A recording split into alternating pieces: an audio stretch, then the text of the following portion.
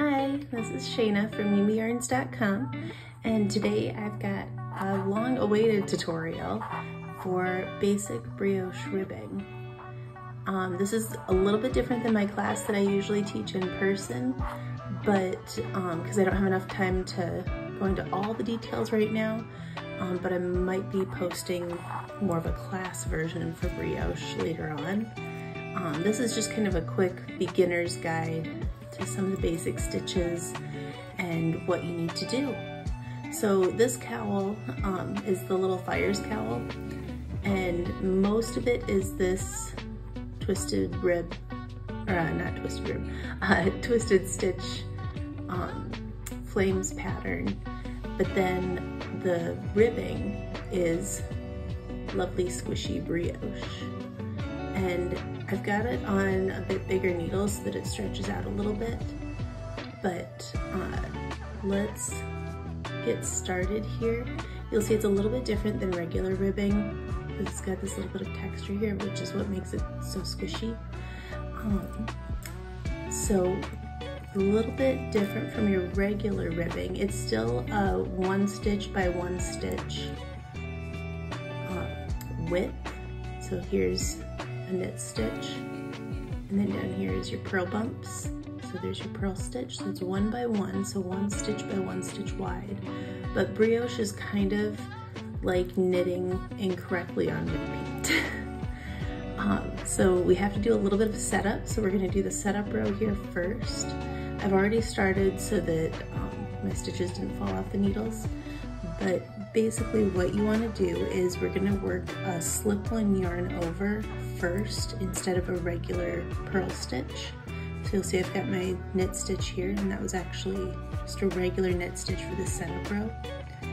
To do a slip-one yarn over, you bring your yarn to the front between your needles. So now the yarn's in front. And then we're going to slip this next stitch purlwise. So like you're gonna purl that stitch, but instead you just slip it right off the needle and then yarn over. So bring the yarn back to the back side of the work over the top of the needle, which is gonna wrap that yarn over right over top of that stitch that we just slipped. It's gonna look weird, but that's what we want. If you look, I've got it right here also. And then there's my regular knit stitch, and then there's my slip-one yarn over. So I bet you can guess what our next stitch is gonna be. It's just gonna be a knit stitch. And this is the setup row. We'll be getting into the brioche knits and purls here soon. But for right now, this is what we're gonna do all the way across. So we'll do that slip-one yarn over again. So yarn to the front between the needles, slip this stitch as if to purl, bring the yarn to the back, so do your yarn over top of the needle, and then just knit that next stitch. And that's slip-one yarn over with a knit stitch.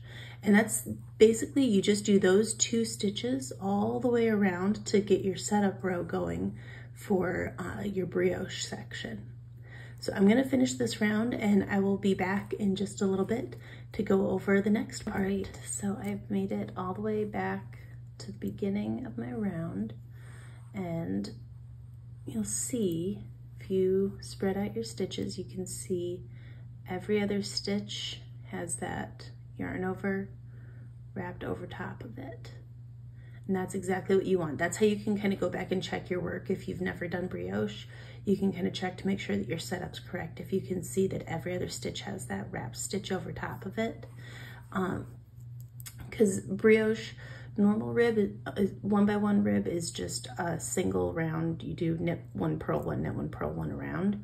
But brioche is actually a 2-round repeat. So this first round we'll actually be doing the brioche purls. So that's written as BRP, so burps. It's also referred to. So we'll be doing the purl round this round, and then next round we'll be doing the knits. So those are written BRK or barks, which is kind of funny. So you've got barks and burps, but there are methods to do both at the same time and everything. I like the process of standard brioche. So that's what I'm going to teach you. Like I said, this round we're going to be working the purls, and the way that you can tell we're working the purls is because we did a knit stitch for our standard stitch in our setup, and then our one that has that slip one yarn over. In regular ribbing, that would just be a purl, so you know that it's going to be a purl this time. And a brioche purl is pretty simple, but first we have to get our knit stitch set up for the next round so that we can brioche knit that one. So we're going to bring our yarn to the front, work our slip one yarn over, so slip that stitch, wrap the yarn over top. So that one's all ready for the next round. And now we're going to bring our yarn to the front through the needles, and we're going to purl together both the yarn over strand and the stitch strand. So you treat those two strands of yarn as one strand of yarn, and you just purl those together. So see how it's got both stitches there? That was a brioche purl. And now we're at a plain knit stitch, so we have our yarn to the front, slip our stitch purlwise, wrap the yarn over top, and now I'm going to bring the yarn back to the front because I want to purl these two together. So there's our brioche purl, yarn back to the front, slip one yarn over, back to the front for a purl. And we're just going to keep repeating that. Most people don't care for the brioche purls. I kind of like the brioche purls because you kind of just keep the yarn to the front the whole time. Sort of. I mean, you still have to wrap it around the needle, but you're always bringing it back to the front since you're working a lot of purl stitches and you have the yarn in front for purl stitches. So it's just every other stitch is slip one yarn over or a brioche purl. So there's slip one yarn over. And if your stitches get a little bit crazy and try to walk away like that, just pay attention. What did you do last? We did a brioche, or we did a slip one yarn over last. So we know that this strand that keeps trying to wrap over top of this one is actually our brioche purl. So we want to keep those two together. You want to keep those slip one yarn over buddies together. And then if you get to one that doesn't have a buddy, you know that that one needs to be a slip one yarn over, so you give him a buddy for the next round. I'm going to keep going around and working on my brioche purl round, and I will be back in a moment and we will learn how to do a brioche knit together. Okay guys, we are back at our beginning of round, ready for our round 2 of our brioche ribbing.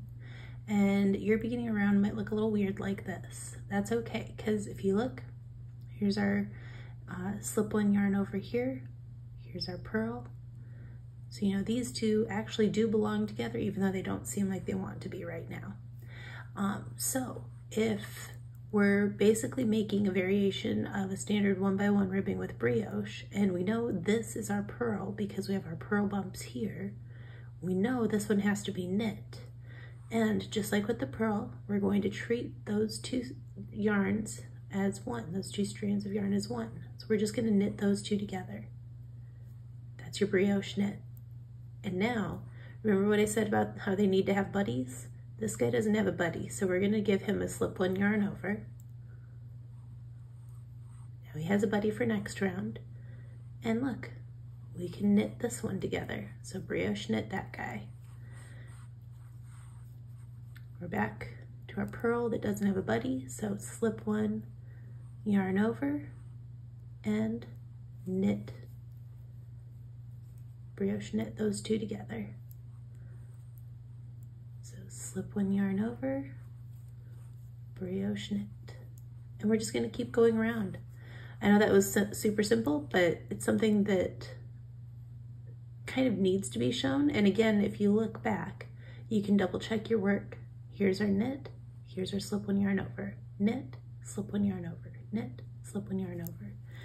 And we'll just keep going around, and then you just keep repeating those two rounds for brioche ribbing knit in the round. If you're knitting flat, it's a little bit different, so I'll have a different video for knitting brioche ribbing flat. But for in the round, for this cowl, to get this nice squishy edging, that's all you do. It's just the 2 rounds, 1 round of Brioche Purl rib and 1 round of Brioche Knit. And you get this lovely squishy wonderfulness. So this is a little bit more shallow cowl that I usually make, but I thought that it was nice. It has a nice drape and it didn't really need to be super long. If you want, you can make it longer, but this is what I thought was good. So I'll have another section of ribbing about this long right up here. We're gonna be reading the book Little Fires Everywhere. Here, I'm gonna zoom you out just a little bit. We've got a book club and we're reading Little Fires Everywhere by Celeste Ning. I don't know how to say her last name, but that's what inspired this cowl design. It's a free book club. You're welcome to come join us. You can knit along with us. That's the other reason I wanted to make the cowl a little bit shorter. I wanted it to be very manageable to knit within the month, because we're reading this in the month of October and knitting the cowl together. And you can join us over on the Yumi Yarns Patreon. It's free for everybody. I just have it over on Patreon so that people can post a little bit easier and it's a bit more accessible. But yeah, I'll link everything in the description below. Otherwise, if it's after October and we're done reading this one, we'll have a different book going on. So come over and see us. We have a lovely group of people. And yeah, it's just been a lot of fun. Oh, and I forgot to mention the yarn is from Merino Evino. This was part of her yarn surprise box that she does. It's a quarterly surprise box that she sends out. Last I checked, she still had a couple skeins of this colorway in the shop. This was from a couple months ago, this colorway, but she's got new colors and she's got ones kind of similar to this one too. So if you really liked this colorway, visit her shop. I'll have that linked as well. Yeah, and I hope you guys enjoyed learning how to do the basic brioche rib, and I hope to see you guys next week. I'll have another video going, and if you haven't already, subscribe to my newsletter. I always send out coupons and announcements of all the things and the new videos and everything in my newsletter. Again, it's free. I try to make it a good resource where it's not just like, here, buy all my things. I try to give you a lot of value for opening up and reading it, because I appreciate your time and your attention. Well, thank you guys. Let me know in the comments if you have any other questions, or what other knitting or brioche techniques you would like me to cover in future videos. Like I kind of hinted at, I'm putting together a bit of a brioche course that I'd like to release later on. So if you have anything in particular that you'd like me to cover in that course, let me know. I think I'm gonna do that one kind of like I did our socks knitting course a couple years ago, where it'll just be available. It's not going to be you have to purchase access to the course, because I think everybody should be able to learn these skills and know how to make things. So yeah, just let me know what you're thinking, what you'd like to learn, and I'll see if I can incorporate it. All right, guys, I hope you have a great day. Thank you again to my Patreon sponsors. That helps keep everything up and running and rolling well. And I appreciate it very much. Thank you guys. Have a great day.